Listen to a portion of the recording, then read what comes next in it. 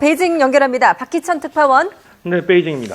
네, 중국은 미국과 함께 이번 결의안이 탄생하는 과정에서 이제 가장 주도적인 역할을 한 나라인데 이번 결의안 통과에 어떤 반응을 보이고 있습니까? 네, 관영 신화통신을 비롯한 중국 언론들은 대북 제재 결의안 통과 소식을 긴급 뉴스로 전하며 높은 관심을 보였습니다. 특히 신화통신은 결의안 통과 직후 발표한 논평을 통해서 이번 결의안 통과는 북한에 대한 친일보한 제재 조치를 취한 것이라면서 이는 북한이 자신들의 행위에 대해 치러야 할 필요한 대가라고 지적을 했습니다. 신화통신은 그러나 제재는 필요하지만 수단일 뿐 목적이 아니라는 점도 분명히 했습니다.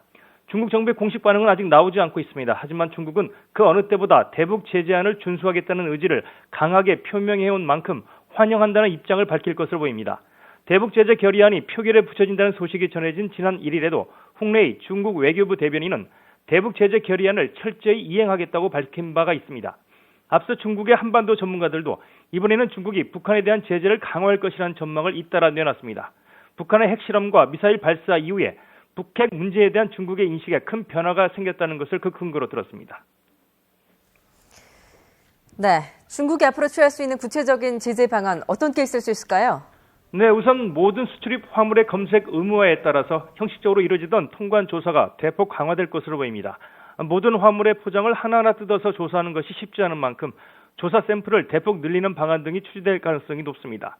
이렇게 되면 최근 들어 급성장한 북한 밀무역의 타격도 불가피할 전망입니다. 금융 제재 강화로 대북 송금도 더욱 옥죄일 것으로 예상이 되는데요. 이와 관련해 중국은 대북 제재 결의안이 통과되기 전에 이미 대북 송금을 전면 차단시킨 것으로 전해졌습니다.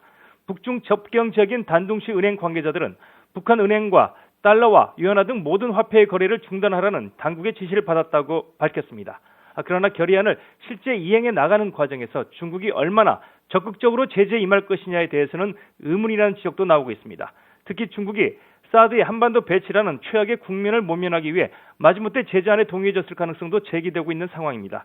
중국은 앞으로 일정 기간 준비를 거쳐 대북 제재에 착수할 것으로 보입니다. 하지만 과거에도 그랬듯이 초기에는 제재를 이행하다 어느 정도 시간이 지나면 고삐를 늦출 가능성도 적지 않다는 분석입니다. 지금까지 베이징에서 전해드렸습니다.